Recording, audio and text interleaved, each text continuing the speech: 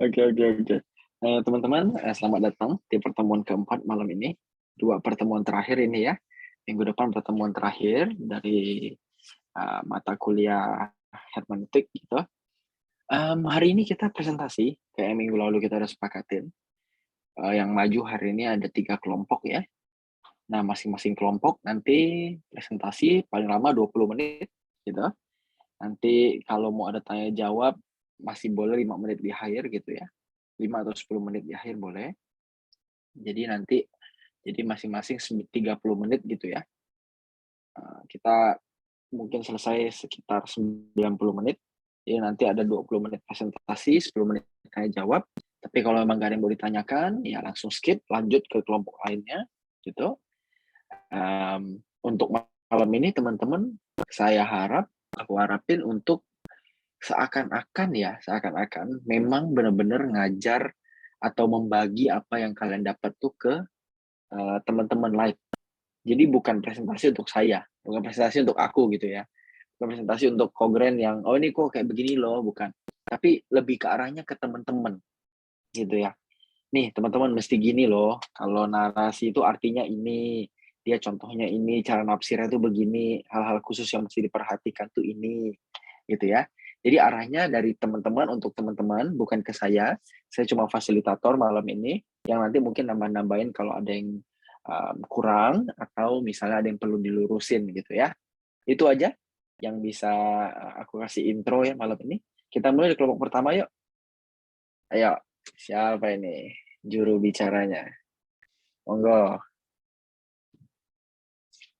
Roland, mantap. Oh, dari kelompok hukum dulu ya. Boleh, silahkan. Oke, ini kelihatan kan ya? Yes. Oke, shalom semuanya. Jadi sekarang dari kelompok hukum pengen ngejelasin ini tentang dari yang subbab hukum yang ada di buku. Yang grup yang dari hukum ini ada anggotanya dari pertama saya sendiri, Roland Topo, baru dari ada Ana Clara, ada Iren Patricia, ada Natasha Michelle, ada Priscilla Gabriela, dan Karo Sinaga. Oke, maaf ke distrik dikit. Oke, kita lanjut. Oke, jadi pembahasannya tuh ada apa aja sih yang dari yang bab hukum? Jadi pembahasannya tuh ada 5 subbab utama lagi. Yang pertama Kristen dan hukum perjanjian lama. Yang kedua peran hukum di Israel dan di dalam Alkitab. Yang ketiga hukum perjanjian lama dan kode hukum kuno lainnya. Yang keempat hukum perjanjian lama sebagai manfaat bagi Israel. Dan yang terakhir penutup. Oke. Jadi yang pertama nih apa? Yang pertama Kristen dan hukum perjanjian lama. Jadi kan ini udah ada 600 perintah dimasukkan ke dalam perjanjian lama yang seharusnya diikuti oleh orang Israel sebagai bukti pengabdian mereka kepada Tuhan. Kitab Keluaran, Imamat, Bilangan, dan Ulangan adalah satu-satunya 4 kitab perjanjian lama yang memuat peraturan-peraturan ini. Terlepas dari kenyataan bahwa masing-masing buku ini berisi lebih dari sekedar hanya daftar perintah yang dari Tuhan, mereka tetap disebut sebagai buku hukum. Kejadian juga telah dirujuk sebagai kitab hukum, atau yang kita kenal Pentateuch, kitab Taurat. Meskipun faktanya tidak termasuk salah satu aturan sistem hukum Israel, akibatnya meskipun faktanya tidak termasuk salah satu aturan sistem hukum Israel yang kitab Kejadian, akibatnya kita dapat melihat dengan benar bahwa tidak ada korelasi langsung antara apa yang kita sebut hukum dan apa yang disebut Perjanjian Lama sebagai kitab hukum. Bagi kebanyakan orang Kristen, referensi sekali kelima kitab di Perjanjian Lama, Kejadian sampai Ulangan sebagai buku secara tunggal semakin memperumit gambaran. Misalnya yang dikatakan Yosua saat Musa sudah meninggal, Taatilah, jangan biarkan kitab hukum ini keluar dari mulutmu. Pikirkanlah siang dan malam, agar kamu berhati-hati untuk melakukan segala sesuatu yang ada di dalamnya. Lebih jauh lagi, perjanjian baru kadang-kadang mengacu pada hukum dengan cara yang membuatnya jelas bahwa seluruh perjanjian lama dimaksudkan. Mengingat bahwa tujuan utama dari sebagian besar tulisan perjanjian lama untuk mengilustrasikan dan menerapkan hukum yang terdapat dalam Pentateuch agar umat perjanjian lama dapat lebih mudah mengerti akan hukum yang dimaksud. Oke, mari kita pikirkan lagi. Jika kita adalah Kristen, apakah kita masih diharapkan untuk mematuhi Kristen, maksudnya di sini umat perjanjian baru ya? Apakah kita masih diharapkan untuk mematuhi segala peraturan yang ada di perjanjian lama? Bagaimana mungkin kita dapat melakukannya? Karena tidak ada lagi kuil atau tempat suci yang di atasnya kita dapat mempersembahkan daging hewan. Faktanya, jika kita membunuh dan membakar hewan seperti yang dijelaskan pada perjanjian lama, kita mungkin akan ditangkap karena kita melakukan kekejaman terhadap hewan menurut aturan zaman sekarang pada perjanjian baru. Tetapi jika Anda tidak diharapkan untuk mematuhi hukum perjanjian lama, jika Anda tidak diharapkan untuk mematuhi hukum perjanjian lama lagi, lalu mengapa Yesus berkata, "Aku mengatakan yang sebenarnya, sampai langit dan bumi menghilang, tidak ada huruf terkecil dan tidak sedikit pun tergores pena, akan dengan segala cara hilang dari hukum sampai semuanya terlaksana." Dalam Matius 5 ayat 18. Oke, jadi ini ada 6 pedoman awal untuk membantu kita untuk mengerti korelasi antara hukum di perjanjian lama dengan orang-orang yang hidup di perjanjian baru. Oke. Jadi yang pertama nih ada hukum di perjanjian lama adalah sebuah kontrak. Sebuah perjanjian. Perjanjian adalah sebuah kontrak yang mengikat antara dua pihak. Keduanya memiliki kewajiban yang ditentukan dalam perjanjian. Di zaman perjanjian lama, banyak perjanjian diberikan dengan murah hati oleh penguasa yang sangat berkuasa kepada bawahan atau pelayan yang lebih lemah dan yang bergantung kepadanya. Mereka menjamin manfaat dan perlindungan bawahan. Tetapi pada gilirannya, pengikut wajib untuk setia hanya kepada hambanya saja, kepada tuannya saja. Dengan peringatan bahwa setiap ketidaksetiaan akan membawakan hukuman sebagaimana ditentukan dalam perjanjian. Bagaimana pengikut menunjukkan kesetiaannya? Dengan menjaga ketentuan atau aturan perilaku yang ditentukan dalam perjanjian dengan sesuai hukum-hukum yang tertera pada perjanjiannya itu, dalam kontraknya itu. Namun ketika ketentuan di kontrak dilanggar, raja diharuskan oleh perjanjian untuk mengambil tindakan untuk menghukum bawahannya atau pelayannya. Oke, kita masuk yang kedua, pedoman yang kedua. Perjanjian lama bukanlah perjanjian untuk kita. Untuk kita ini yang maksudnya untuk umat perjanjian baru.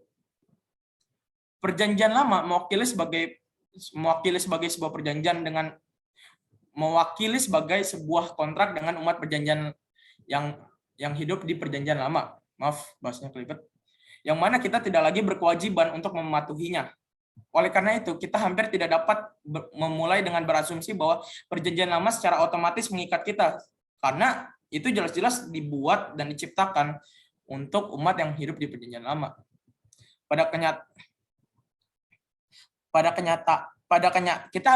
Kita harus berasumsi pada kenyataannya bahwa tidak ada ketentuan atau hukum yang mengikat kita kecuali jika diperbarui dalam perjanjian baru. Artinya, kecuali satu hukum perjanjian lama entah bagaimana dinyatakan kembali di perjanjian baru atau diperkuat kembali dalam perjanjian baru, kita tidak lagi terikat oleh perjanjian itu. Oke, untuk poin yang ketiga, beberapa ketentuan perjanjian lama tidak diperbarui di perjanjian baru. Sementara cakupan lengkap dari kategori hukum perjanjian lama akan dibuat sebuah buku sendiri. Namun demikian dimungkinkan untuk mengelompokkan mayoritas hukumnya yang di Pentateuk ke dalam dua kategori yang utama, yang tidak lagi berlaku untuk orang Kristen zaman sekarang. Sebentar, maaf.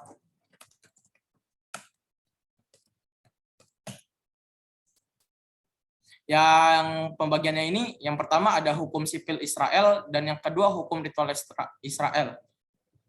Hukum perdata adalah mereka yang menentukan hukuman bagi kejahatan besar atau kecil yang dapat ditangkap dan diadili di Israel. Hukum seperti itu hanya berlaku untuk warga Israel kuno dan tidak ada seorang pun yang hidup saat ini adalah warga negara Israel kuno. Maka kita tidak menggunakan lagi hukum dalam perjanjian lama. Oke, dalam poin keempat itu bagian dari perjanjian lama diperbarui lagi dalam perjanjian baru. Kita bisa saja mengikuti sesuai yang ada, aturan yang ada di perjanjian lama jika diperbarui lagi di perjanjian baru atau ditekankan lagi. Bagian mana yang kita rujuk? Jawabannya adalah bahwa beberapa aspek dari hukum etika perjanjian lama sebenarnya dinyatakan kembali dalam perjanjian baru sebagai berlakunya orang Kristen yang hidup dalam zaman perjanjian baru.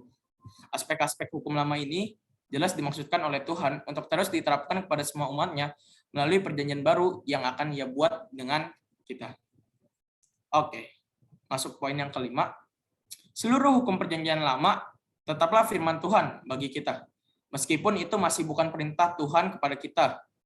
Jadi ini maksudnya nih, seluruh hukum yang ada di perjanjian lama bukan yang nggak penting sama sekali karena kita tidak lagi terikat oleh perintah Tuhan yang pada zaman itu, tapi itu masih penting meskipun tidak lagi terikat kepada kita. Alkitab berisi segala macam perintah yang Tuhan ingin kita ketahui, yang tidak ditujukan kepada kita secara pribadi. Contohnya di Matius 11 ayat 4, di mana Yesus memerintahkan, kembalilah dan laporkan kepada Yohanes apa yang kamu dengar dan lihat. Audiens asli dari perintah itu adalah para murid Yohanes Pembaptis. Kami membaca tentang perintah, itu bukan perintah bagi kita. Demikian juga pendengar asli dari hukum perjanjian lama adalah Israel kuno. Kita membaca tentang hukum itu, tapi itu bukanlah hukum bagi kami. Kita mengerti maksud dari hukum itu, tapi kita tidak menggenapkannya di perjanjian baru karena ada perbedaan-perbedaan dari setiap zaman. Oke, yang terakhir hanya yang secara eksplisit diperbarui secara eksplisit dari hukum perjanjian lama yang dapat dianggap sebagai bagian dari hukum Kristus atau yang di perjanjian baru. Maksudnya itu termasuk dalam kategori seperti itu adalah 10 perintah.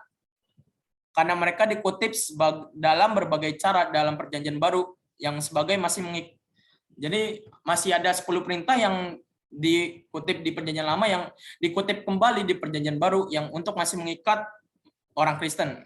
Lihatnya di Matius 5 ayat 21 sampai 37 dan di Yohanes 7 ayat 3. Dan 2 perintah besar dari Ulangan 6 ayat 5 dan Imamat 19 ayat 18. Tidak ada hukum khusus perjanjian lama lainnya yang dapat dibuktikan secara ketat mengikat orang Kristen. Sama berharganya dengan orang Kristen untuk mengetahui semua hukum. Oke. Selanjutnya ada yang peran hukum di Israel dan di dalam Alkitab. Adalah keliru untuk menyimpulkan dari apa yang telah kami tunjukkan di atas bahwa hukum tidak lagi menjadi bagian yang berharga dari Alkitab. Hukum berfungsi dalam sejarah keselamatan untuk membawa kita kepada Kristus, seperti yang dikatakan Paulus dalam Galatia 3 ayat 24. Hukum berfungsi persis seperti ini bagi orang Israel kuno juga. Hukum itu sendiri tidak menyelamatkan mereka. Hukum itu sendiri akan menjadi gagasan yang tidak sesuai dengan Pentateuk dan para nabi.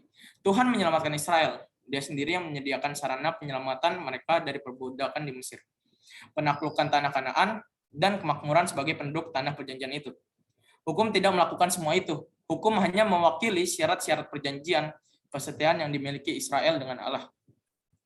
Hukum dalam pengertian itu berdiri sebagai paradigma atau model. Ini bukanlah daftar lengkap dan dari semua hal yang harus dilakukan seorang untuk menyenangkan Tuhan di zaman Israel kuno. Sebaliknya, hukum menyajikan contoh tentang apa artinya setia kepada Allah. Oke, di sini ada dua jenis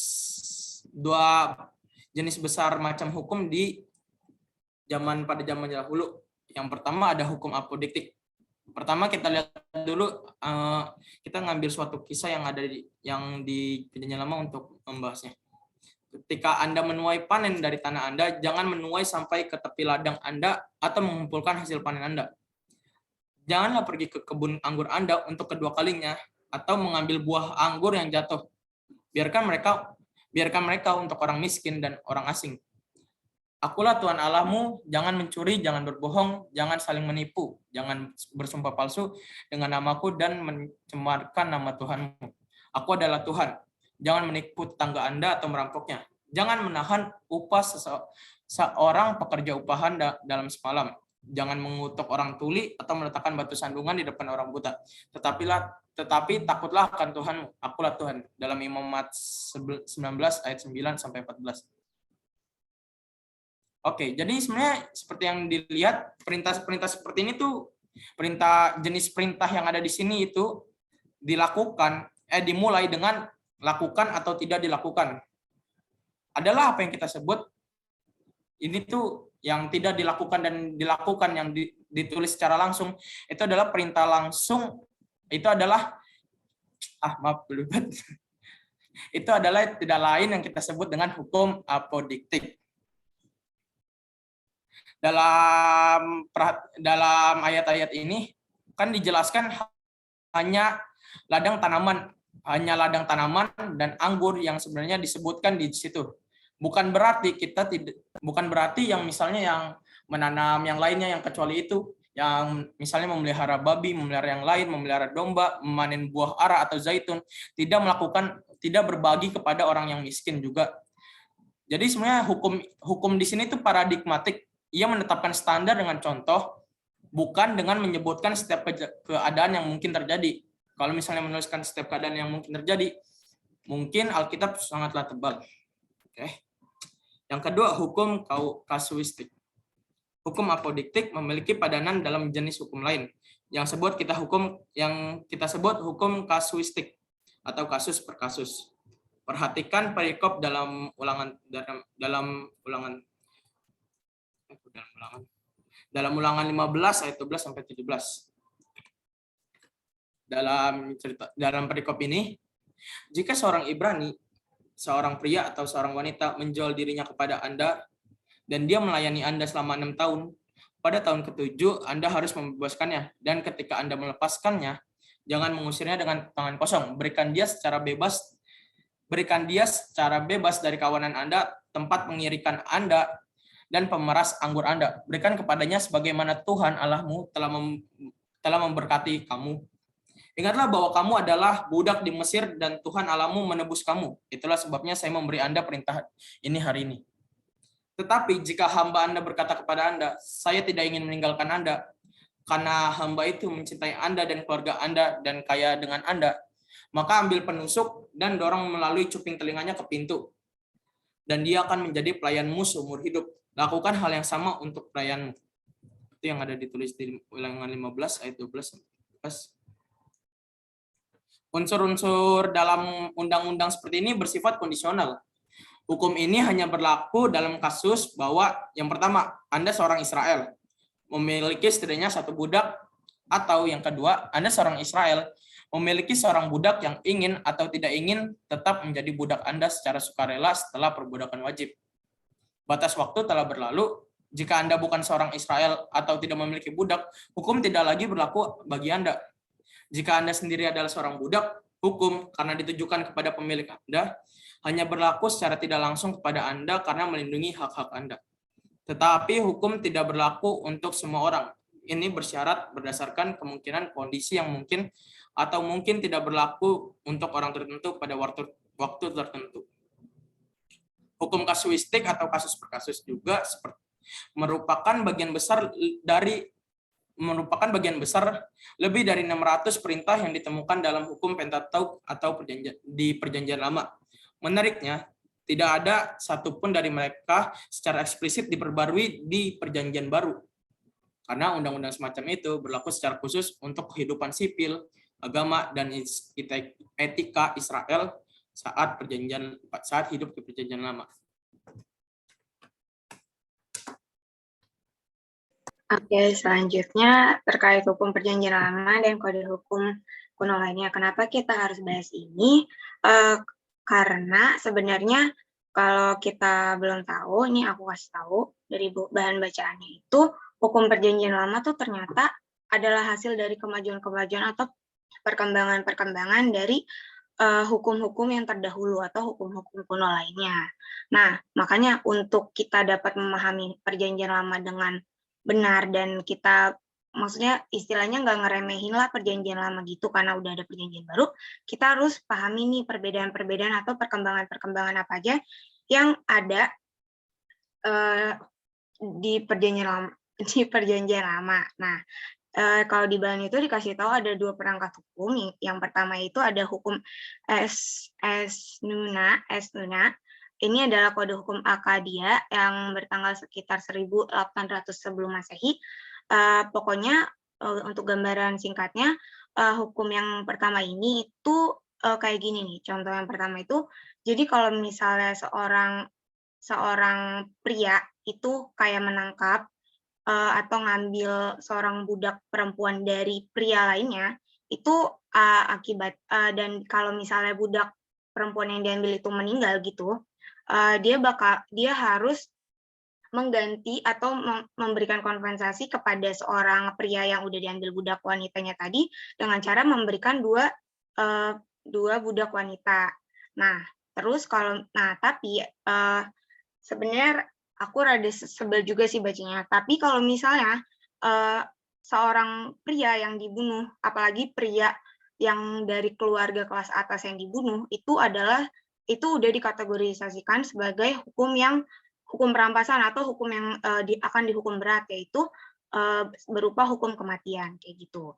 Nah, terus kalau misalnya hukum kitab Hammurabi ini, yang kedua ini adalah hukum kayak penerapan hukum negara yang diterapkan oleh Raja Babilonia pada tahun 1726 sebelum Masehi. Nah, kalau misalnya hukum yang ini itu contohnya itu nih, kalau misalnya ini kayak gini nih.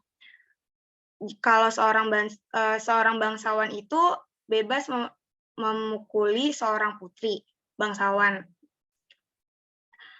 Nih misalnya, sabar, aku deg-degan. Nah, jadi misalnya gini, ada seorang bangsawan nih misalnya. Terus dia tuh punya hak untuk bebas mukulin bangsawan lainnya, asal bangsawannya itu tuh cewek gitu, putri juga. Nah, kalau misalnya si bangsawan putrinya ini memang lagi hamil dan mengakibatkan keguguran, maka hukumannya tuh cuman dengan cara membayar 10 shikal perak untuk mengganti janinnya gitu. Nah, terus kalau misalnya orang biasa, kalau misalnya kan yang tadi jika putri bangsawan memukul putri bangsawan lainnya. Nah, kalau misalnya ini putri bangsawan memukul atau menyebabkan kematian kepada perempuan orang biasa, kelas orang biasa, itu hanya memberikan kompensasi atau hukuman dengan cara membayar 5 shikal perak. Nah, kalau misalnya wanita atau perempuan biasa itu maksudnya meninggal, dia hanya membayar setengah mina perak. Nah, kalau misalnya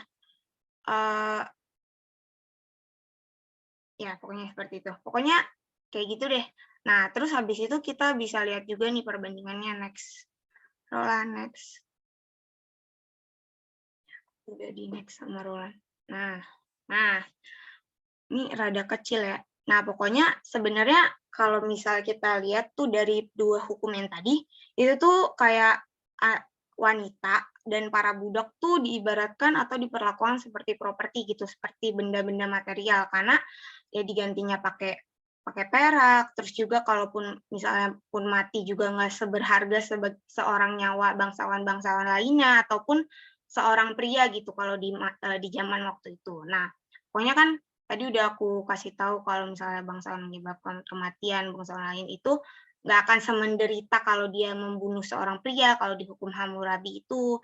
Terus juga kalau misalnya kita lihat kematian seorang budak hanya dikompensasikan dengan pembayaran 2 budak, itu kayak padahal kematian gitu loh, kayak tapi ya udah lu tinggal ngasih 2 budak aja udah gue bakal ngampunin, istilahnya kayak padahal 2 budak ini kan tetap aja manusia ya, tapi ya emang zaman itu budak tuh nggak berharga itu gitu loh. Nah, terus juga ada yang paling kelihatan perbedaannya itu adalah hukum Hammurabi yang mengizinkan seorang bangsawan untuk memaksa putrinya dihukum mati karena kematian yang disebabkannya. Jadi misalnya ada seorang bangsawan gitu, yang bangsawannya kan pria gitu. tapi dia melakukan kesalahan dengan cara membunuh orang. Nah, dia dengan cara membunuh seorang pria dari bangsawan lain. Nah, dia bisa itu mengorbankan putrinya untuk dihukum mati sebagai ganti hukum kematian dari dirinya gitu. Nah, kan parah banget ya. Nah, pokoknya nah terus kita bisa lihat nih di kolom yang kedua bagian kanan itu larangan terhadap pembunuhan sama sekali tidak memenuhi syarat berdasarkan jenis kelamin atau status sosial. Ini yang diperbarui di perjanjian baru nih. Perjanjian lama. Nah, karena sebenarnya larangan terhadap pembunuhan itu sama sekali nggak based on status sosial gitu loh. Kita nggak menutup kemungkinan ya kalau pembunuhan ya jenis pembunuhan kayak di Keluaran 20 ayat 13 ini dikasih tahu kalau jangan membunuh. Terus juga kalau di Keluaran 21 ayat 12 kayak setiap orang yang memukul seorang dan membunuhnya pastilah ia akan dihukum mati. Jadi kayak kalau misalnya kamu dosanya membunuh orang ya udah ya hukumannya dibunuh juga kayak gitu loh. Nggak kayak yang di hukum-hukum kuno sebelumnya itu. Nah, inilah perkembangan-perkembangan yang harus kita pahami. Nah, sebenarnya dalam perjanjian lama juga secara eksplisit mengatakan bahwa kayak yang tadi dikasih tahu, misalnya ayahnya sebagai bangsawan ngebunuh seorang bangsawan lainnya, boleh nih ngasih putrinya untuk dibunuh. Tapi sebenarnya di perjanjian lama benar-benar secara eksplisit mengatakan bahwa ayah tidak boleh dihukum mati untuk anak-anak mereka, ataupun sebaliknya anak-anak mereka pun nggak boleh dihukum mati untuk dosa-dosa ayahnya kayak gitu. Jadi yang mereka harus menanggung dosa-dosanya sendiri gitu masing-masing. Itu ada di Ulangan 24 ayat 16. Next. Roland next. Ya, terus nah di sini itu ada hukum perjanjian lama sebagai manfaat bagi orang lain. Bagi orang Israel. Nah, kenapa kita harus belajar soal yang bermanfaat, hukum sebagai bermanfaat? Karena kalau kita lihat ya, kan hukum tuh kebanyakan larangan untuk ini, kayak gitu di perjanjian lama. Istilahnya kayak, ini kayak nggak ada manfaat-manfaatnya nih sebenarnya. Tapi sebenarnya kalau misalnya kita bisa pahami nih, dengan benar, dengan sudut pandang yang benar, sebenarnya tuh hukum yang ada di perjanjian lama itu bisa kita lihat banyak banget manfaatnya bagi orang Israel. Nah, tentunya dalam hal ini konteksnya konteks bangsa Israel ya teman-teman. Nah, konteks bangsa Israel maksudnya apa? Konteksnya ya kayak ya iklim bangsa Israel pada saat itu, mata pencarian bangsa Israel saat itu, keadaan di mana dia menjadi budak saat itu, keadaan kondisi geografis mereka yang gurun, kayak gitu, panas. Nah, pertama itu ada manfaat yang terkait hukum makanan. Ini tuh kita pasti sering banget dengar yang terkait Ulangan 14 ayat 7-8, di mana ini ada larangan untuk makan atau memelihara kayak babi, kayak gitu. Nah, ini bisa dilihat ya ayatnya. Nah, terus mungkin kayak kesannya kayak, aduh kenapa sih dilarang-larang gitu kan. Nah, tapi sebenarnya ada pertimbangan-pertimbangan lain kenapa bisa ada hukum di perjanjian lama soal itu. Karena misalnya yang pertama itu mungkin dapat membawa penyakit karena jika dimakan di iklim yang kering, kayak di Mesir saat itu. Nah, terus juga tidak ekonomis untuk dipelihara sebagai makanan. Terus juga kalau secara medis, kalau misalnya kita nggak makan hewan-hewan yang disebutkan tadi itu, ya kita atau bangsa Israel itu dijauhkan dari alergi-alergi tertentu yang disebabkan oleh hewan-hewan tersebut kayak gitu. Nah, terus juga manfaat terkait hukum tentang pertumpahan darah. Di sini kan kita tahu ya, Tuhan kasih kita hukum kayak hukum nggak boleh ini. Kalau misalnya kamu ini dosanya ini gitu kan. Tapi ternyata di sini juga Tuhan kasih prosedur-prosedur atau menyediakan prosedur-prosedur yang dengannya orang berdosa dapat lolos dari kematian. Maksudnya apa? Kayak ya istilahnya kayak dengan dengan cara pengorbanan yang diganti dengan makhluk lain kayak gitu. Jadi kalau misalnya kayak dosa kayak misalnya kayak si Ayub kayak anak-anaknya tuh berdosa apa terus dia kayak ngasih korban persembahan gitu kepada Allah untuk nebus dosa-dosa anak-anaknya itu kayak gitu. Next. Ya, ini slide terakhir guys. Oke, terus ada manfaat larangan yang tidak biasa. Terus ini kan kayak contohnya, jangan memasak anak kambing dalam air sesuai induknya, itu ada di Ulangan 14 ayat 21. Itu sebenarnya itu kayak kenapa sih Tuhan ngelarang dalam hal memasaknya pakai dilarang. Nah, ternyata itu dirancang untuk melarang orang-orang Israel untuk terlibat dalam praktik pemujaan kesuburan orang Kanaan. Nah, terus juga yang terakhir itu ada hukum memberi berkat bagi yang memeliharanya. Itu ada di Ulangan 14 ayat 28 sampai 29. Pokoknya itu terkait persepuluhan gitu. Pokoknya ini di sini tuh dikasih tahu kalau misalnya berkat itu akan ada di atas ketaatan. Kayak misalnya ya kalau misalnya ketaatan tuh kayak ya udah ketaatan pada dalam konteks perjanjian lama kan ya peduli terhadap sesama. Jadi nantinya persepuluhan yang akan diberikan setiap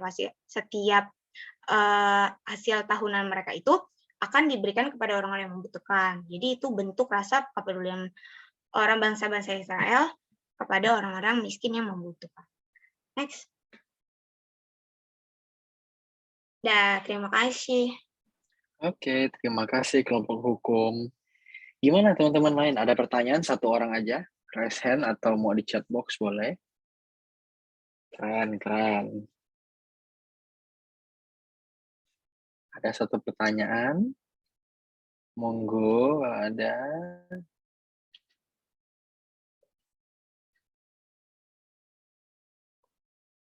Nah, Leon, silakan. Oke, makasih untuk kelompok hukum atas presentasinya. Mau nanya, jadi tadi kan udah dijelasin mengenai hukum ya, terutama kan hukum dalam perjanjian lama. Nah, pertanyaan untuk kelompok hukum sih, terus bagaimana cara kita mengajarkan hukum yang udah tadi teman-teman jelasin gitu mungkin ke anak di bawah kita atau gimana gitu, dalam konteks kan sebenarnya kan udah ada perjanjian baru ya, tapi kan dalam artian ya kita juga nggak menampik bahwa adanya perjanjian lama dan masih ada yang bisa diambil daripadanya gitu. Makasih.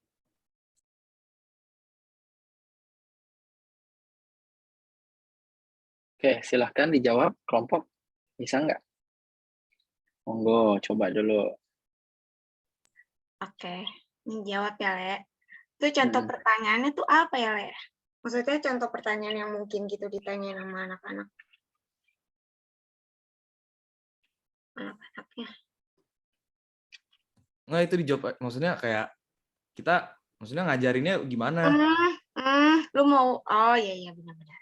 Oke, kalau misalnya dari yang aku dijelasin ya, Le ya, kayak sebenarnya kan yang tadi untuk memahami secara bijak perjanjian lama, maka kita harus ngasih perbandingan nih, pemahaman, oh nih perjanjian hukum-hukum sebelumnya tuh kayak gini, terus ada perubahan atau perkembangan atau kemajuan di perjanjian lama. Nah, sebenarnya itu kayak kontekstual aja sih cara ngajarnya. Kalau misalnya lu lagi bahas soal maksudnya kalau misalnya kamu Leon lagi bahas ini soal membunuh, kayak misalnya ternyata pada saat zaman masa yang kuno itu membunuh tuh kayak gini. Kalau kita cuma ngebunuh seorang budak ya itu nggak dihitung secara dihitung membunuh.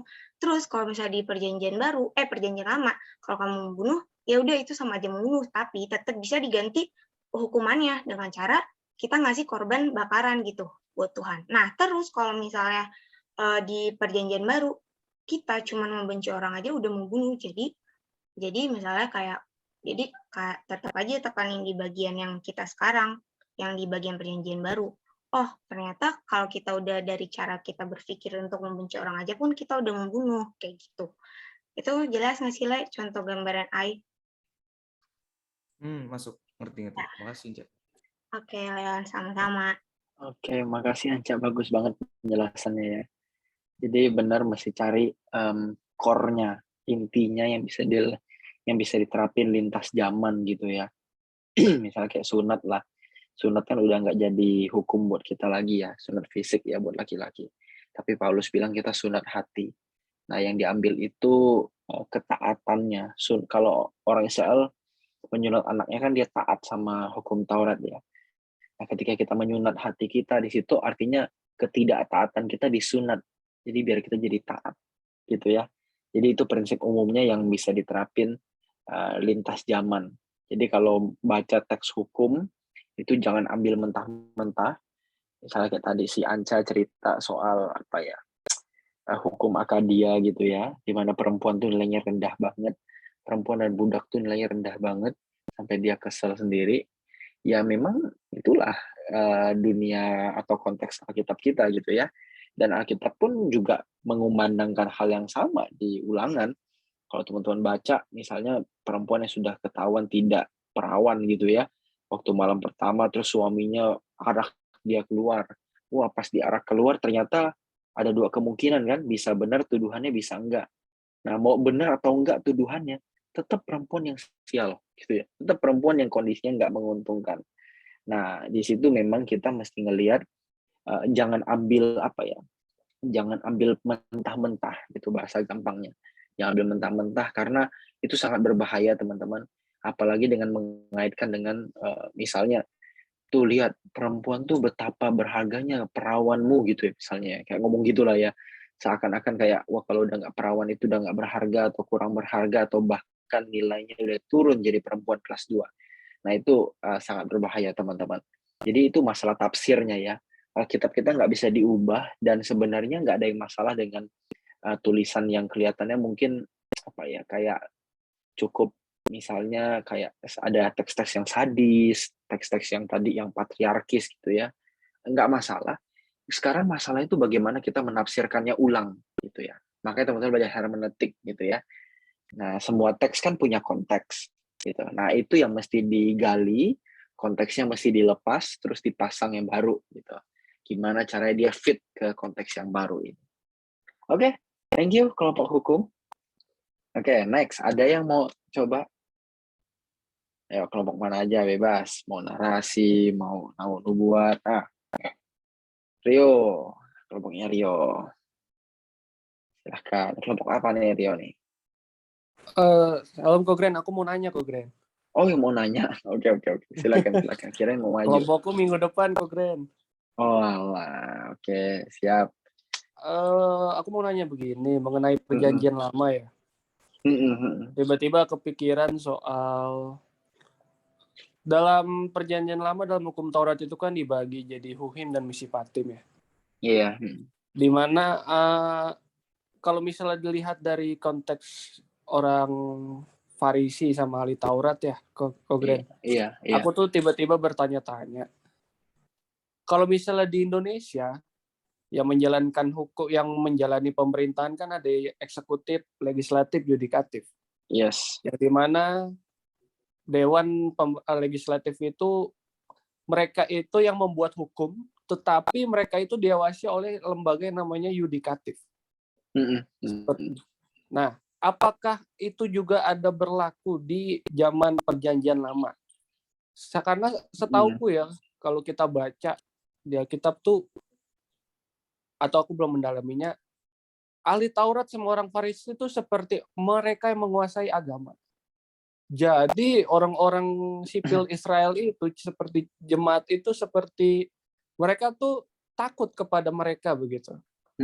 Sedangkan kalau misalnya kita tahu Tuhan Yesus itu sering waktu di Perjanjian Baru itu membalikkan perkataan orang Farisi dan ahli Taurat yang dimana mereka itu kan selalu mencobai Tuhan Yesus mengenai hukum. Yang aku tanyakan adalah apakah ada hukum di perjanjian lama itu yang memang itu khusus untuk mengawasi ahli Taurat dan orang Farisi. Oke, makasih John. Makasih Kogren. Mungkin aku terbelit-belit. Oke. Jawabannya nggak ada.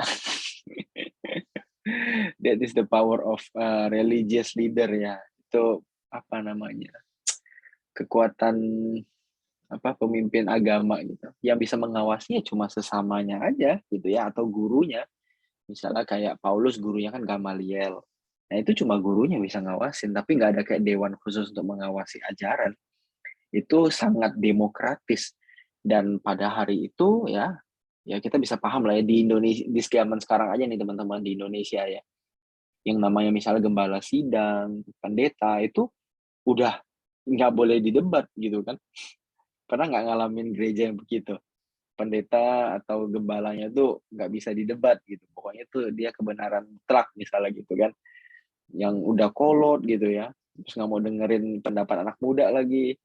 Ya terus ya gitulah. Ngadain ibadahnya. Nggak jelas misalnya gitu ya. Tapi dia harus begini gitu ya. Itu yang susah tuh. Nah, di zaman sekarang pun kayaknya bukan cuma di dulu ya, wewenang wewenang pemimpin agama itu memang tidak terbatas kalau sekarang, kecuali dia melakukan pidana ya, misalnya pelecehan seksual atau pencurian gitu ya, atau misalnya pembunuhan, nah itu mungkin bisa ditangkap. Tapi selagi dia masih berkutat dalam ajaran, dalam pemikiran agamanya, maka pemerintah nggak bisa intervensi. Kecuali ajaran itu menyesatkan dan menggiring pada perbuatan yang merugikan. Misalnya kayak apa ya? Kayak misalnya gereja setan lah ya, yang katanya tuh kita juga belum tahu, belum pernah lihat langsung ya. Aku juga belum pernah lihat langsung yang katanya bisa ngajak free sex gitu, bisa pakai narkoba bareng, nggak tahu juga benar apa enggak. Tapi itu makanya kenapa dilarang di Indonesia kan. Nah, tapi selama ajaran itu tidak membahayakan, tidak merugikan, pemerintah nggak bisa intervensi. Sampai hari ini juga sama. Nah, sama kayak hari itu juga, um, orang Yahudi, orang Farisi gitu ya, Farisi dan ahli Taurat itu nggak ada yang intervensi. Makanya ketika Yesus dikasih ke Pilatus gitu ya, Pilatus tuh mau balikin, ini kan urusan agama kalian, urus aja udah. Nah, si ahli Taurat sama orang Farisi ini kan makanya kasih masalah politik kan, supaya Yesus ini bisa disalib. Dibilang apa? Bahwa Yesus ini satu, bilang nggak usah bayar pajak ke Kaisar. Yang kedua, bilang bahwa Yesus itu adalah raja, mengaku diri sebagai raja orang Yahudi. Maka orang Yahudi bilang kayak apa? Imam kepalanya itu, ahli-ahli Taurat orang Farisi itu bilang, kami nggak punya pemimpin selain Kaisar gitu kan. Oh, itu munafik banget itu ya. Nah, sebenarnya jadi mereka itu pengen masalah Yesus, tapi kalau cuma masalah agama nggak bisa, karena pemerintah nggak bisa intervensi. Tapi kalau sama masalah politik, nah hari itu bisa. Nah, dari penggalan cerita ini, dari beberapa bukti ini, kita bisa ngeliat bahwa memang dari dulu sampai sekarang, yang namanya ajaran gitu ya, hukum agama itu nggak bisa diintervensi, nggak ada dewan pengawas tertentu gitu loh. Kalau sekarang mungkin ada PGI ya, tapi PGI pun nggak bisa kayak melebeli sesat atau gimana ya, nggak bisa. Kan sekarang ajaran tuh sangat plural gitu ya. Memang nggak ada sih, nggak ada. Apalagi zaman itu ya, nggak ada. Hanya bisa gurunya doang, itu pun nggak secara atau nggak sebagai dewan khusus, nggak secara formal, tapi sebagai guru dan murid. Gitu Rio, mungkin jawabannya. Oke, makasih Kak Greg. Oke. Ada lagi? Nggak ada ya? Wah, kayaknya nggak bisa 3 nih. Semoga bisa lah ya. Semoga kelompok selanjutnya cepat. 20 menit lah ya. 20 menit, silakan kelompok selanjutnya, narasi atau nubuat. Siapa? Ayo. Waktu kita berjalan terus. Udah narasi deh, yuk. Narasi. Langsung kita tembak. Kelompok 2, ayo. Lisa mana ya? Kok nggak kelihatan ya si Lisa sama si siapa lagi satu yang biasa tuh? Pada nggak hadir ya? Oh hadir, mana? Oh tulisannya kecil banget.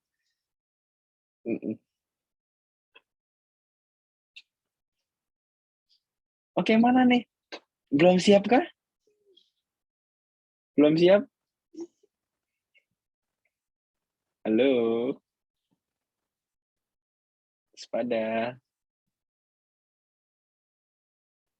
Kelompok Leon. Oh ya, Leon. Turun gunung Leon. Udah siap belum? Aduh, kok ini kita jujur ya kok, kelompok kami sebenarnya belum siap kok. Yang datang juga baru berapa 3 orang kok. Oh, dari berapa orang? Dari 5 sih sebenarnya kok. Oh, aman lah, udah lewat 50%. Iya sih kok, cuman belum siap sih kok. Oke, yang siap siapa? Maaf ya, Nubuat. kasih. Udah kok buat dulu aja kok. Ya udah Nubuat, ayo gas.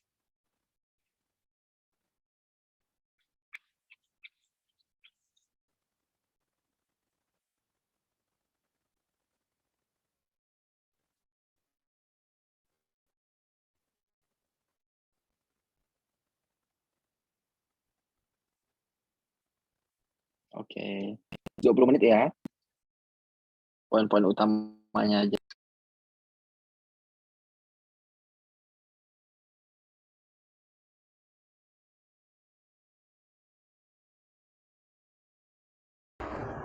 Segini kedengeran nggak, Kof? Masih di jalan soalnya. Aman, kedengaran bisa. Oke. Untuk kelompok nubuat, kita mau presentasi tentang nubuat dan apokaliptik. Next.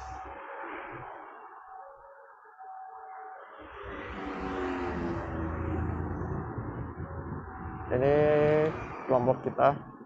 Next. Gak usah dikenalin lah ya.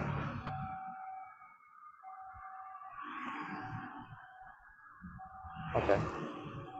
Nubuat, pentingnya penafsiran nubuat bukan saja karena jumlah ayat-ayat yang bersifat nubuat sangat besar, tetapi juga karena ayat-ayat ini sulit ditafsir dan sering menimbulkan perdebatan yang sengit. Contohnya penafsiran mengenai kedatangan Tuhan Yesus yang kedua kali, khususnya masa 1000 tahun yang tercatat di kitab Wahyu.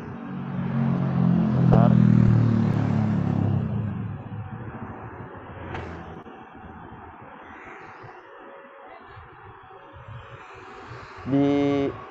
Dalam kitab Wahyu itu bisa dibagi jadi 3 golongan besar. Yang pertama ada premilenialisme, postmilenialisme, dan yang terakhir itu ada amilenialisme. Nah, dipandang dari sudut hermeneutik, premilenialisme ini lebih menekankan penafsiran yang harafiah, sedangkan postmilenialisme dan amilenialisme lebih condong kepada penafsiran simbolis. Next.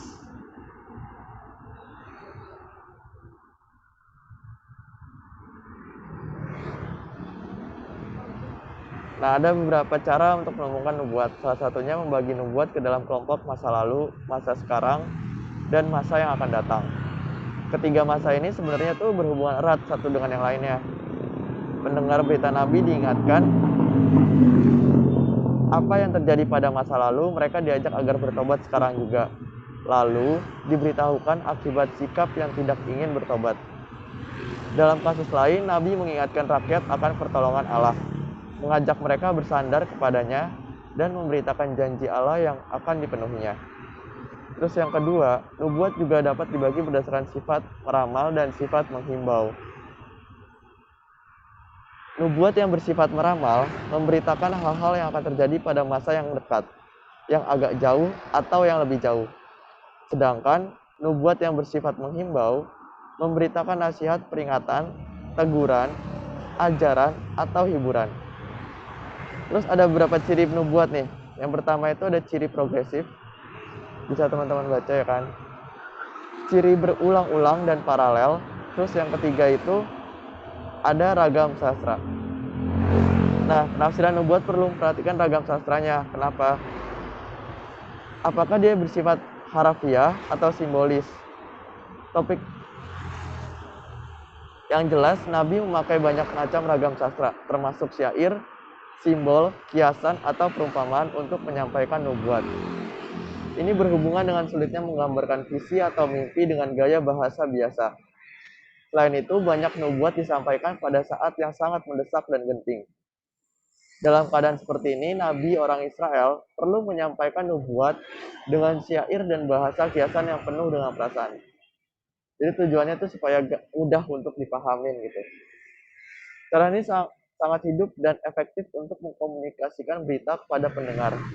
Berkenaan dengan ciri ini, dengan bijak menegaskan, penafsiran nubuat sangat tergantung pada penguasaan prinsip dan hukum bahasa kiasan, tipe, dan simbol. Terus yang keempat, cirinya adalah ada tata bahasa yang tidak lazim. Yang dimaksud dengan tata bahasa yang tidak lazim itu tuh Nabi ada kalanya memakai tata bahasa yang tidak mengikuti kaidah umum. Contohnya, kitab Yesaya 53 ayat 1 sampai 10a ditulis dalam kala lampau, sedangkan ayat 10 sampai 12b dalam masa mendatang. Padahal bagi Nabi Yesaya, kedua bagian ini sama-sama terjadi pada masa mendatang. Dengan kata lain, dalam nubuat kala tetap menunjukkan peristiwa yang akan datang. Dalam kasus tertentu, nubuat perlu dipahami dengan perhatikan informasi yang terkait, bukan berdasarkan konteks histori. Next.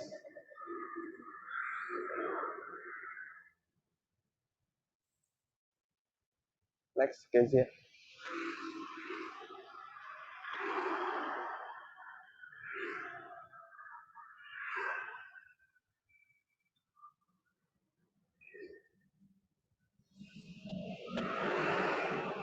Nah,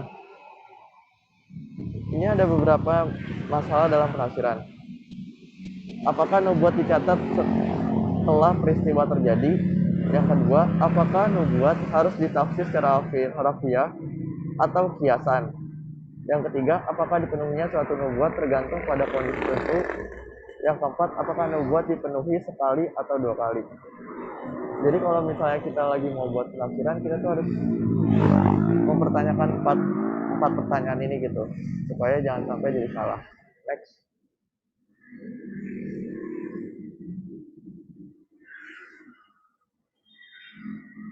Next.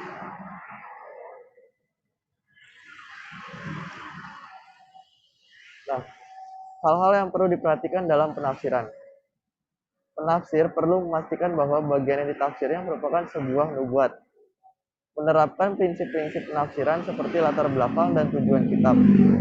Penafsir perlu memperhatikan perbedaan tipologi dan nubuat. Pastikan sifat nubuat yang ditafsir, misalnya apakah nubuat itu bersifat mengajar atau meramal. Jangan melewatkan ciri-ciri nubuat yang sudah dibahas. Selalu memperhatikan penekanan. Pilih penafsiran yang sederhana dan wajar. Next. Selanjutnya dijelasin teman saya.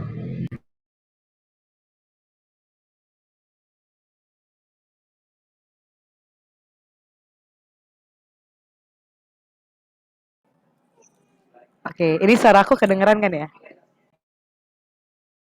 Oke, Clara. Oke kok. Sekarang saya akan menjelaskan tentang apokaliptik. Sebenarnya kalau apokaliptik itu kita tahu dengan kitab yang isinya tentang penyingkapan atau pewahyuan gitu, tentang masa yang akan datang nih akan terjadi apa gitu kan. Itu yang disebut dengan apokaliptik. Gitu. Nah, biasa apokaliptik next, Kezia. Nah, karena apokaliptik itu dari bahasanya artinya adalah pewahyuan, penyingkapan. Nah, di sini kita bisa mau lihat ada ciri-ciri umum tentang susatan maksudnya kitab ya, penulisan tentang apokaliptik. Nah, yang pertama itu adalah eskatologis. Nah, yang tadi aku bilang tentang pewahyuan. Di sini kitab-kitab tentang apokaliptik ini ngomongin tentang hal-hal yang akan datang gitu. Mengharapkan terjadinya peristiwa yang akan datang gitu, bukan tentang peristiwa yang masa kini.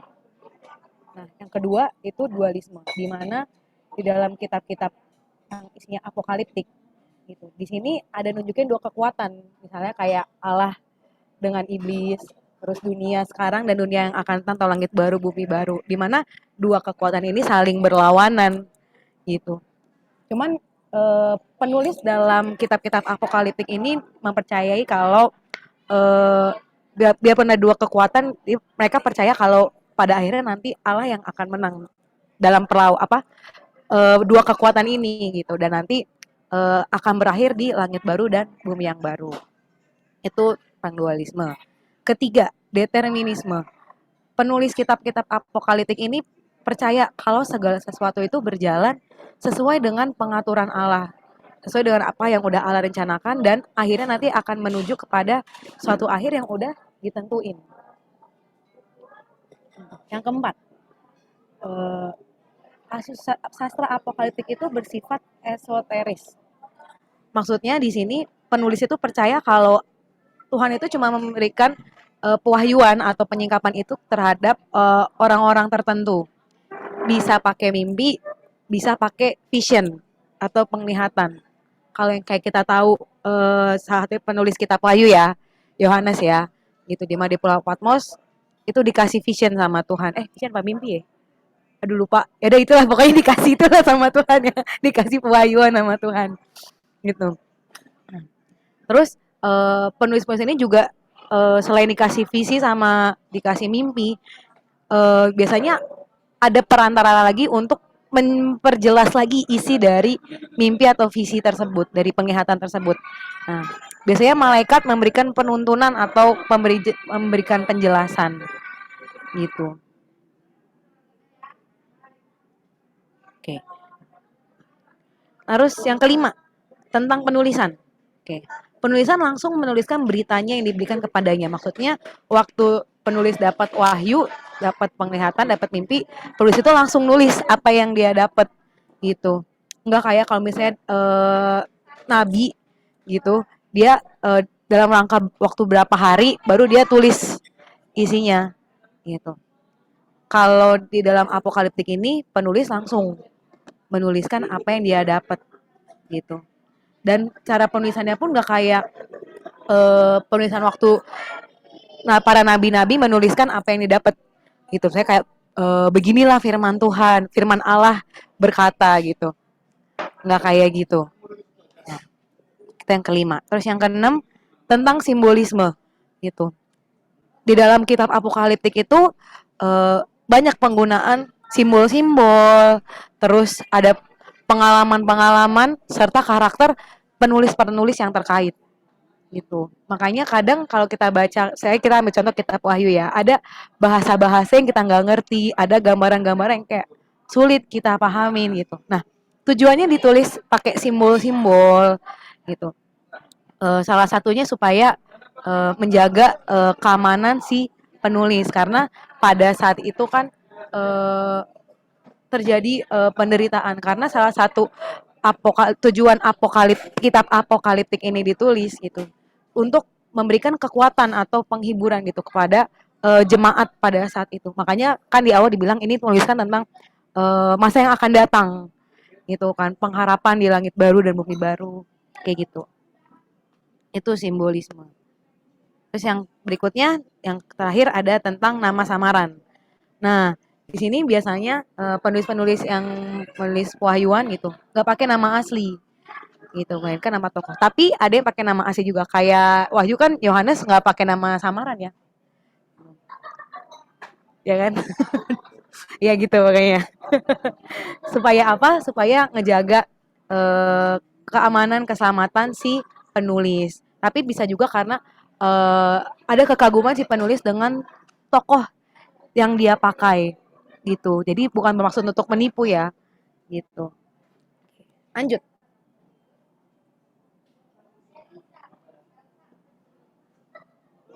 Nah, asal usul kenapa sastra apokaliptik ini ditulis? Yang pertama, timbul kelompok-kelompok yang melihat diri mereka sebagai orang-orang benar yang tersisa gitu. Mereka biasanya menganggap nubuat nabi itu dipenuhin atas dirinya. Itu yang pertama. Jadi terjadi banyak pergolakan atau pergesekan yang terjadi di dalam dunia agama pada saat itu. Kedua, kejahatan yang menjadi-jadi. Ini terkesan seperti pada saat itu Allah tuh udah nggak lagi menyertai, maksudnya kok yang jahat malah makin jahat, bukannya kayak orang jahat tuh dihukum gitu, tapi malah yang jahat semakin jahat, yang baik malah seolah semakin menderita gitu. Makanya tadi aku sempat bilang itu tujuan kitab ini untuk memberikan penghiburan, untuk penguatan untuk orang-orang yang ditujukan pada saat itu. Gitu. Yang ketiga, orang Yahudi tidak lagi mendengar nubuat gitu. Emang orang Yahudi mendengarkan ajaran-ajaran yang disampaikan gitu, tapi kayak seolah-olah apa ya, kayak udah nggak terdengar lagi lah gitu. Makanya ini penulis apokaliptik ini mulai membangkitkan supaya orang-orang Yahudi ini mendengar lagi gitu. Lanjut. Nah, apokaliptik itu sebenarnya ada di dalam beberapa kitab ya. Gitu. Kita udah pasti tahu biasanya kayak kitab Wahyu. Tapi juga ada di beberapa kitab lainnya seperti di kitab Daniel, terus ada di beberapa bagian di kitab Yesaya, Yehezkiel, ada di Injil Markus, 1 Korintus dan 2 Tesalonika, tapi hanya di beberapa bagian. Nah, terus sastra apokaliptik itu dibedain lagi, ada yang apokaliptik umum dan apokaliptik biblikal atau yang dapat ditemukan di dalam Alkitab gitu. Nah, ada perbedaan yang mencolok gitu antara apokaliptik yang non biblikal, maksudnya nggak berlandaskan Alkitab, sama yang basicnya Alkitab gitu, yang dari Alkitab. Nah, gitu. Kalau yang apokrif itu nggak ada kesadaran akan status sang penulis gitu. Kalau di biblikal itu dia sadar yang menulis ini adalah dia sebagai nabi atau sebagai perantaranya Tuhan untuk menyampaikan apa yang disingkapkan atau diwahyukan gitu. Nah, kalau tadi apokaliptik itu tadi kan ada ciri-cirinya dia pakai nggak pakai nama asli ya, gitu, pakai nama samaran tadi di awal. Nah, tapi kalau dalam biblikal atau yang berdasarkan Alkitab dia pakai contoh nama asli seperti tadi Yohanes di kitab Wahyu dia pakai nama aslinya. Gitu. Ketiga, bersikap pesimistis terhadap dunia. Maksudnya kayak dunia gimana ya? Pesimistis terhadap dunia tuh maksudnya kayak udah nggak ada harapan lagi lah gitu sama dunia pada saat itu dia menulis sekarang itu ya. Nah, sedangkan kalau biblikal mempunyai lebih kayak menaruh pengharapan gitu. Yang tadi aku bilang tentang orang penulis ini berharap Allah itu akan menang, akan ada pengharapan di surga gitu, di langit baru bumi baru. Nah, kayak lebih seimbang. Nah, karena pesimis itu, makanya keempat apokaliptik umum itu mana kalau zaman sekarang itu adalah zaman yang jahat dan udah nggak ada lagi makna untuk kehidupan zaman sekarang gitu. Tapi sedangkan yang apokaliptik biblikal para penulisnya berpandangan ya ini berarti saatnya untuk kita memulai hidup baru gitu dalam sejarah melalui karya penebusannya. Kalau apokaliptik biblikal itu bersifat nubuat yang menekankan ajaran moral atau nasihat untuk kehidupan sehari-hari. Jadi bukan cuma ngasih tahu doang kayak, oh nanti ke depan ada ini, ada itu, gitu. Tapi nggak ada pesan yang mau disampaikan gitu, kayak untuk bisa kita merubah hidup kita, gaya kebiasaan hidup gitu. Nah kalau berdasarkan Alkitab, gitu pada nabi-nabi tentu punya pesan gitu, yang bisa mengubahkan hidup orang-orang yang ditujukannya, gitu. Terus di buku yang terjemahan itu, ini lebih lanjut ke ini ya, pembahasan tentang kitab wahyunya. Lanjut tadi. Tentang kitab wahyunya. Gitu.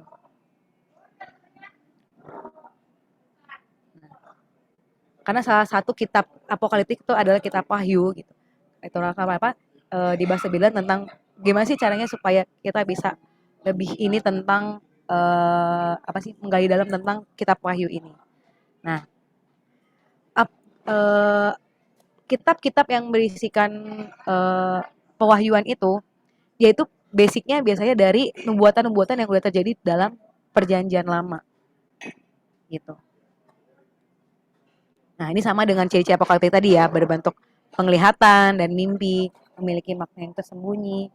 Nah, terus ada di dalam kitab Wahyu itu ada gambar-gambar yang seringkali bukan gambaran asli gitu. Maksudnya gambar yang bisa kita lihat nyata di kehidupan kita. Tapi ketunjuk ke gambaran fantasi misalnya kayak binatang berkepala 7, wanita berselubung matahari, terus apa naga gitu kan. Nah, itu yang kita temuin di kitab Wahyu. Oke, lanjut.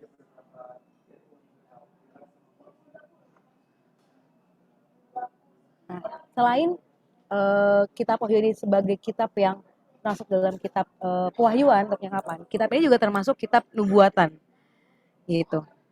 Nah, di dalam kitab Wahyu ini makanya tadi Yohanes nggak pakai nama samaran gitu, karena mungkin ini ada kaitannya dengan pengalaman-pengalaman hidupnya, pewahyuan yang dia dapat ya gitu, berkaitan dengan pengertian yang dia punya tentang pengalaman-pengalaman hidup yang dia miliki, sehingga Yohanes milih untuk nggak pakai nama samaran gitu. Dan poin ini memiliki dua unsur, ada unsur pewahyuannya dan ada unsur kenabian, penubuatan. Dan pada saat itu kan kitab Wahyu ini ditujukan untuk 7 gereja ya, makanya kan ada 7 kaki dian. Itu kan menunjuk kepada 7 gereja yang ditujukan kitab Wahyu ini pada saat itu.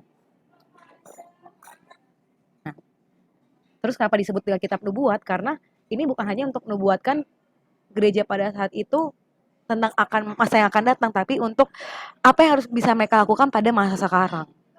Gitu. Dan juga kitab Wahyu ditujukan sebagai surat gitu, pewahyuan dan penubuatan yang Yohanes dapat pada saat itu, dia bentuk, dia kemas dalam sebuah surat. Makanya kitab Wahyu ini juga bisa disebut sebagai surat gitu. Dan dari karakteristik penulisannya juga terdapat cara nulis surat gitu dalam kitab Wahyu ini. Gitu. Itu kurang lebih tentang nubuatan dan apokaliptik. Sekian dari kelompok kami. Sekiranya ada yang mau bertanya, silahkan. Lebih baik sih tidak usah ya. Agak maksa ya, Bun. Canda. Kembalikan ke Kogren.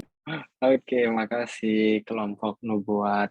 Oke, silakan nubuat dan apokaliptik. Adakah pertanyaan? Kayak seru nih ya kalau apokaliptik nih, antikris lah, akhir zaman lah ya. Boleh ditanyain semua tuh.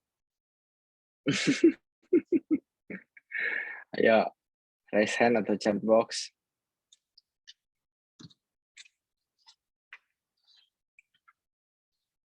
Malah apokaliptik nggak ada yang mau nanya.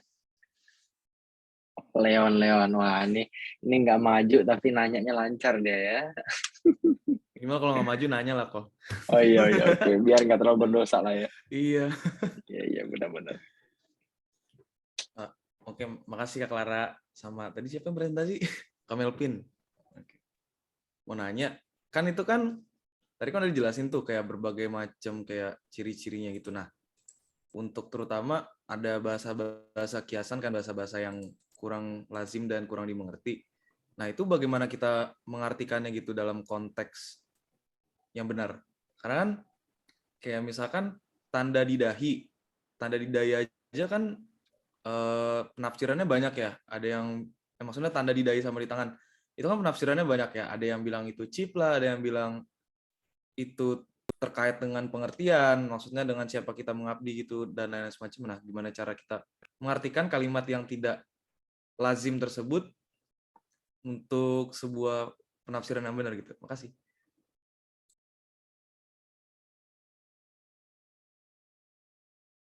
Monggo.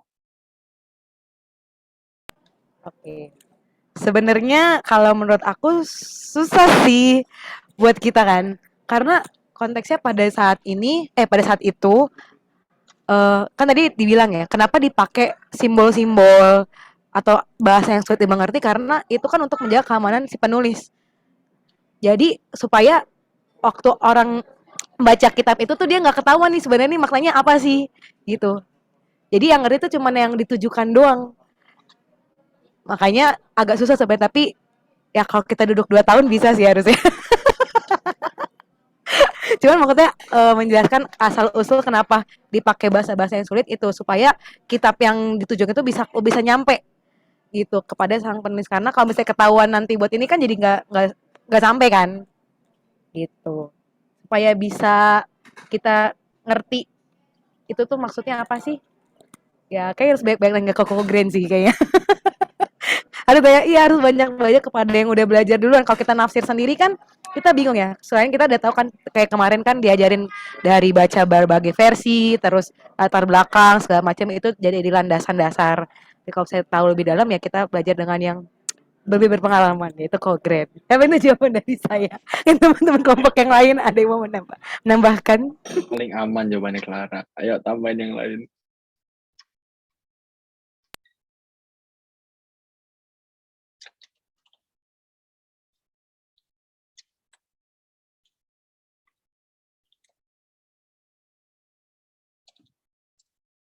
Mungkin Kezia atau Olaf mau nambahin?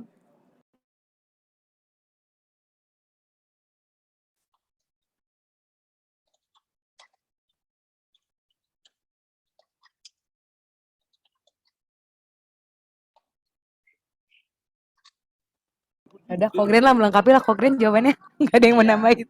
Jadi betul untuk mengetahui apa ya maknanya. Sebenarnya kita nggak akan pernah bisa mengetahui makna yang ya ini nih kayak ini yang paling benar gitu ya. Kayak minggu lalu aku ngomong ya, nggak ada. Jadi kita hanya bisa mengambil makna yang kita rasa kita paling cocok gitu ya. Paling cocok, paling memberi implikasi kuat bagi hidup kita gitu. Jadi misalnya kita baca tafsiran nih soal tanda dahi gitu ya, ada 3 versi. Nah, 3-3 itu punya pembuktian masing-masing gitu kan. Nah, tapi yang mana yang kira-kira makin paling oke gitu ya? Pre-milenial, post-milenial, atau amilenial misalnya gitulah ya. Nah, yang mana yang lebih apa ya, berimplikasi dalam hidup kita, yang mana lebih kuat gitu. Ya, dan pada akhirnya memang kita dihadapkan dengan pilihan dan selalu membuka diri kita untuk dikritik dan mengubah pandangan kita gitu. Jadi kalau belajar kebenaran, belajar Alkitab, belajar teologi itu nggak pernah kita bisa punya satu pegangan yang kita mau pegang aja selama-lamanya kayak begini aja udah. Gue seneng sama yang begini. Nggak bisa. Kita kalau belajar teologi itu ibaratnya apa ya? Kalau bahasa main saham nih ya, atau investasi saham ya. Jadi kita mesti terus membuka diri untuk buy and sell gitu loh. Beli dan jual gitu. Jadi nggak pernah bisa hold, ya karena kalau kita hold terus nggak akan ada untung gitu, nggak akan ada kebaikan di dalamnya. Jadi kita mesti membuka diri untuk kritik, membuka diri untuk pertanyaan, membuka diri untuk keraguan bahkan, keraguan ya tentang apa yang sudah kita percayai, dan terus menerus mengupdate pemahaman kita gitu. Jadi kalau mau ditanya gimana sih cara kita tahu artinya, ya kita nggak akan pernah bisa tahu makna aslinya gitu ya, apa yang benar-benar yang paling paten gitu ya. Mungkin mendekati bisa, tapi itu pun masih bisa dipergunjingkan lagi kan. Nah, jadi pada akhirnya kita harus memilih yang mana yang paling dekat gitu, dan yang mana yang paling memberi implikasi kuat bagi hidup kita. Nah, cara nemuinnya gimana?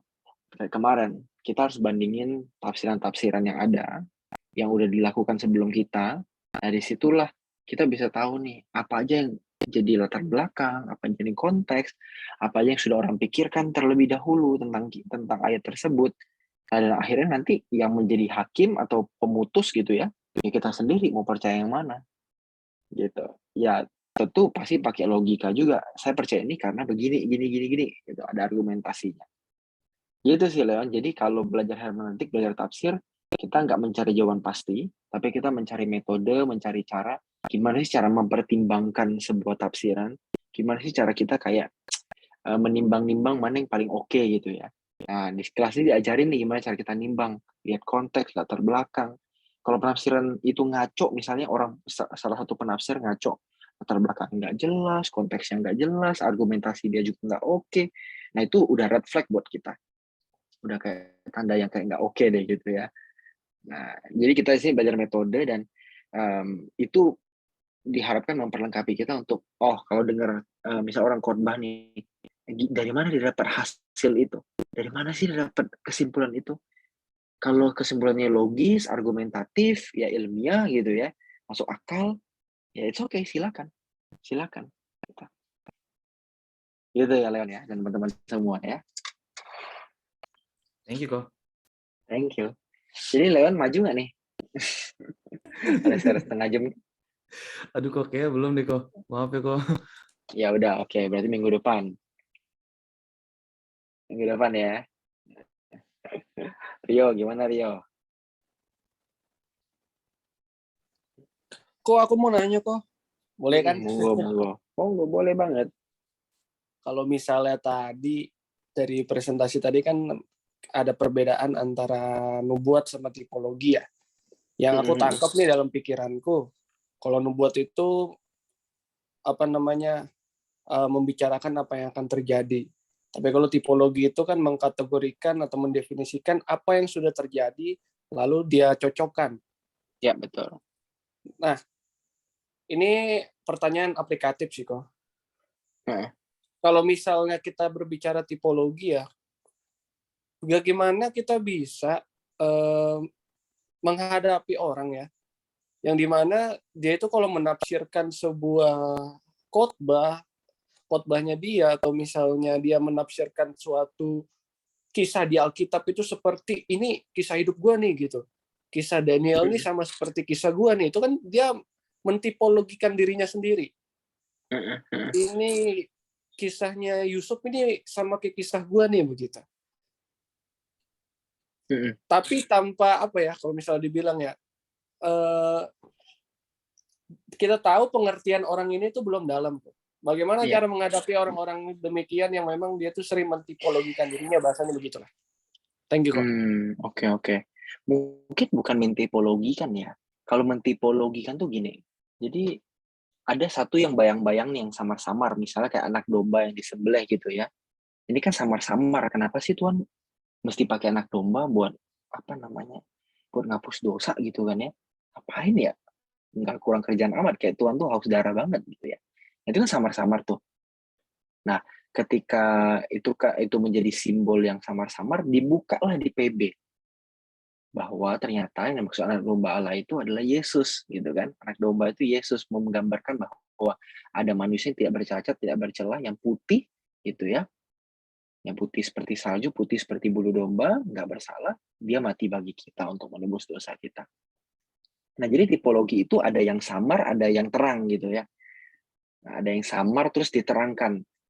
Nah, jadi mungkin pertanyaan Rio mungkin lebih cocok begini ya kalau boleh diparafrase ulang ya. Jadi gimana dong ngadepin orang-orang yang suka nyamain diri gitu ya, nyamain diri padahal belum selevel itu gitu ya. Ya kayaknya memang agak susah ya. Namanya orang khotbah itu kayak tadi kita di awal udah ngobrol juga, apalagi orang punya otoritas agama ya. Entah itu pendeta, entah itu aktivis, dia ketua pemuda, itu kan otoritas agama tuh. Ketika dia khotbah, sebagian besar jemaat akan menerimanya dengan mengangguk gitu ya, tanpa perlawanan. Kenapa? Karena dia punya otoritas gitu. Nah, cara kita gimana? Nggak ada cara lain dengan kita mengedukasi atau membuat orang lain ya makin kritis dengan pemikiran-pemikiran yang kita terima hari ini contohnya. Nggak ada cara lain, cuma bisa dengan edukasi.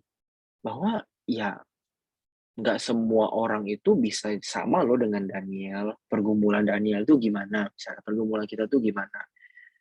Nah, kita jadi nggak gampang buat mengkhotbahkan itu, atau ketika orang berkhotbah, mungkin kita nggak akan gampang langsung, wah, misalnya ya, mengkultuskan orang itu, seakan-akan orang itu pasti udah kayak Daniel tuh gitu ya. Nah, kita akan bersikap kritis. Jadi memang satu-satunya cara hanya bisa kita mengedukasi orang lain, mengedukasi diri kita. Kalau kita yang khotbah suatu hari ya, jangan sampai kita menyamakan diri padahal belum sampai situ gitu ya. Hati-hati, kita belajar lebih dalam gimana sih caranya supaya kita nggak jatuh gitu ya. Mungkin kalau ada yang mirip 1-2 bagian boleh lah, tapi kalau seluruhnya kayak Daniel tuh seluruhnya kayak kita misalnya, itu kan kayak agak sombong gitu ya, agak sok gitu ya.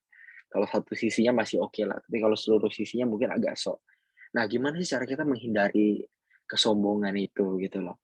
Nah, itu kan dengan edukasi ya, kita mesti berpikir bahwa, wah, Daniel tuh ini loh, kehidupannya begini, latar belakang konteksnya begini.